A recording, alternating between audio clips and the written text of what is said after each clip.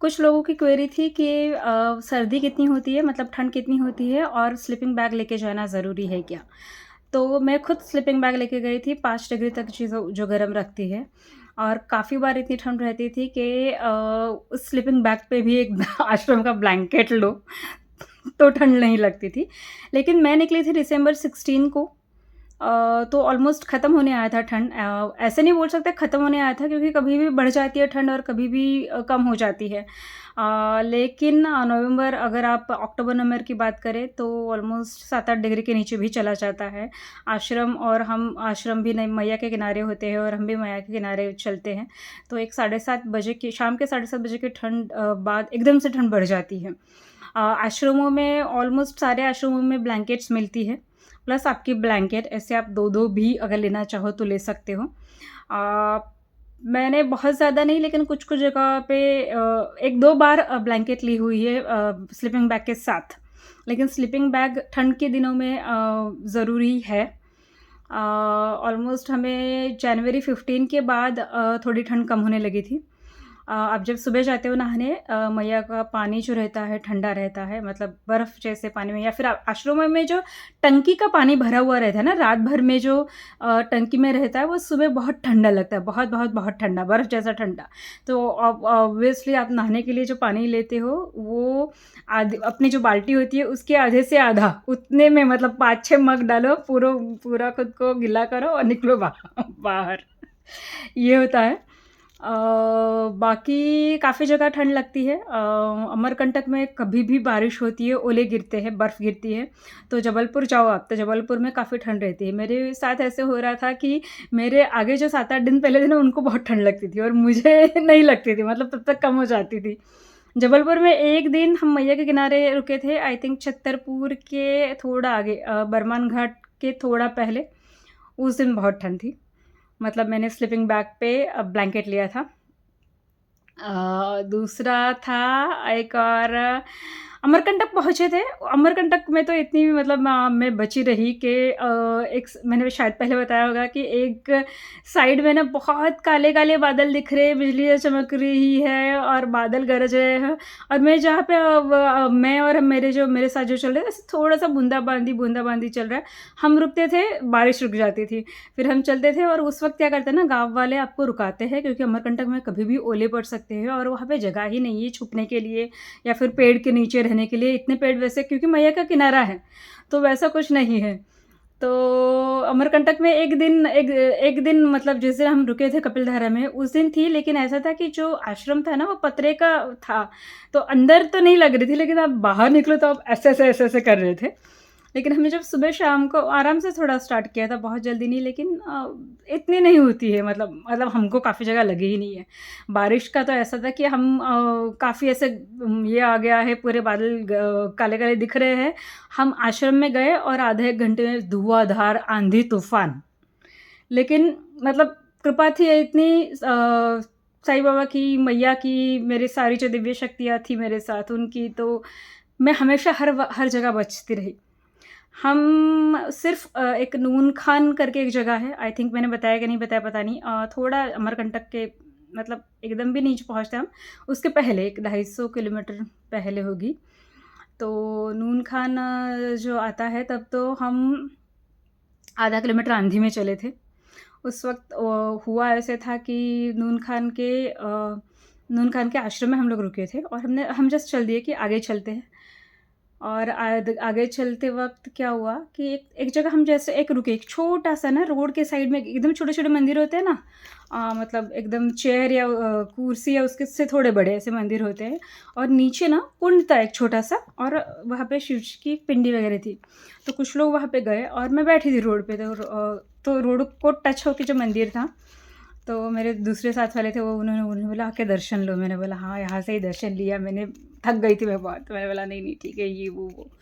तो उन्होंने बोला कि नहीं देखो तो क्या है देखो तो मैंने बोला ठीक है चलिए जाके देखती हूँ। तो रोड के जो साइड से लगा हुआ था ना वो पीछे पीछे की साइड थी मंदिर की और इधर से उतर के सामने देखना था। तो मैं गई और सामने देखा तो साईं बाबा की मूर्ति। मतलब ऐसा है ना मध्य प्रदेश में काफ़ी जगह साईं बाबा को माना जाता है, काफ़ी जगह नहीं माना जाता, लेकिन मंदिर बहुत कम है। मतलब जैसे महाराष्ट्र में आई थिंक हर गाँव में साईं बाबा के मंदिर है, वैसे मध्य प्रदेश में नहीं है। बहुत कम मिलते हैं, बहुत कम। तो और मैंने बोला बाप रे! और पीछे बाकी सारी मूर्तियाँ भी थी और फिर हम गए और जैसे ही शुरू किया आंधी। आंधी मतलब इतनी हवा चलने लगी, इतनी हवा चलने लगी आधा किलोमीटर तक, मतलब हमको लगा कि हम ऐसे उड़ जाएँगे पत्ते की तरह। तो मुझे तो लगा अभी क्या करें? और फिर बाद में मुझे खुद को ही हँसी आई कि अरे साईं बाबा का दर्शन ही अभी हुआ है, अभी वो है मेरे साथ तो मुझे डरने की क्या बात है? और मैं चल रही हूँ, हँस रही हूँ, चल रही हूँ, हँस रही हूँ। ऐसा हो रहा था कि वो जो गजानन महाराज के मठ में जो वो रोल मिलता है, वो उड़ रहा था। मेरे बैग में मोरपंख थे। वो उड़ रहे थे, मेरे बैग भी मतलब ऐसे पूरा ये हो रही थी, लेकिन फिर आधा किलोमीटर हम चले और आधे किलोमीटर में सारा तूफ़ान थम गया। तो मतलब डरने की वैसे बात नहीं है कि ओले गिरेंगे या फिर हम कहाँ अटकेंगे या फिर क्या होगा, क्योंकि कुछ ना कुछ हो ही जाता है। आपके आराध्य, आपके गुरु और नर्मदा मैया आपको बचा लेती है, तो उसका कोई ये नहीं है। तो ठंड का भी मेरे साथ तो ठंड का ऐसा रहा कि बहुत कम मुझे ठंड मिला है, बहुत कम। लेकिन जहाँ काफ़ी जगह मिला है तो मतलब 2-3 जगह तो मैंने स्लीपिंग बैग के साथ ब्लैंकेट लिए हुए हैं। और सुबह का नहाने का पानी तो वैसे भी ठंडा रहता है। कुएँ का पानी ठंडा रहता है, मैया का पानी, नर्मदा मैया का पानी अगर आप 4 बजे नहाने जाओ तो इतना ठंडा नहीं रहता, लेकिन एक 5-6 बजे के बाद वो ठंडा होता जाता है।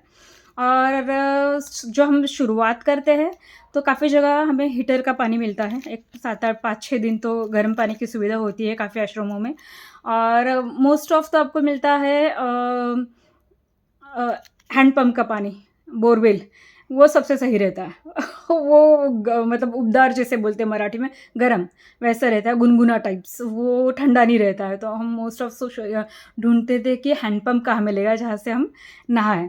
आश्रमों में काफ़ी बार हैंड पंप वगैरह का रहता है, लेकिन अगर रात भर रहा टंकी में, तो वो बिकॉज़ रात को ठंड लग जाती है, टेम्परेचर डाउन होता है, तो वो पानी भी ठंडा होता है। फिर वो बोरवेल का हो या किसी का भी हो, सुबह टंकी से निकलेगा तो वो ठंडा ही निकलेगा, वो है। तो काफ़ी बार आश्रम वाले ऐसा करते थे ना कि सुबह-सुबह उठ के भर देते थे या फिर शुरू करते थे कि नहीं मैया आप ले लो, हम और वो सुबह हमारे साथ उठेंगे और पानी शुरू करेंगे बोरवेल का। तो सुबह का अगर वो फ्रेश निकालेंगे पानी तो वो गरम गरम मतलब उबदार, गुनगुना क्या बोलते हैं उसको, वैसा रहता है, ठंडा नहीं रहता। हाँ, तो मोस्ट ऑफ कोशिश करें। काफ़ी बार हैंडपंप दूर रहता है, तो मैयाओं के लिए तो मैंने एड्रेस बता ही दी है, तो वो उस ड्रेस से बहुत सुविधा होती है। ऐसा है। स्लीपिंग बैग एक्चुअली मैं लेके गई थी ना, लेकिन मेरी स्लीपिंग बैग थी, मैंने अमेज़न से ली थी, वो थी कुछ एक 850 ग्राम की। लेकिन बाद में शायद पता नहीं क्यों वो बहुत वज़न लगने लगी थी और मेरी बैग थी छोटी। मीडियम साइज़ का मैं सैक लेके गई थी, तो उसकी वजह से था ये कि उसमें मैं अंदर तो बैग के अंदर घुसा नहीं सकती थी। तो मैंने उसके लिए ना अंजड़ मतलब 2-3 दिन बड़वानी के पहले एक गाँव या छोटा शहर बोलेंगे, वो आता है और वहाँ से मैंने एक ढोलकिया टाइप की बैग किसी से सिलवा ली थी। उसमें मैंने स्लीपिंग बैग डाल के फिर वो मैं ऐसे गले में लटकाती थी। तो वैसे तो वो कंफर्टेबल थी नहीं, ऐसे नहीं लटकाना वगैरह, लेकिन कभी-कभी बाद में थोड़ा वो बहुत मुझे वज़न लगने लगी थी और 4.5 महीने में आखिरी के 10 या 12 दिन बचे थे।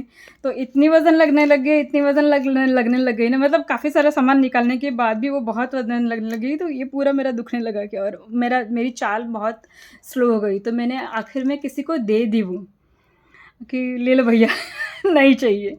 तो मैंने सोचा है कि इस बार बैग का वज़न मैं और कम कर दूँगी और स्लीपिंग बैग मैं नहीं लेके जाऊँगी।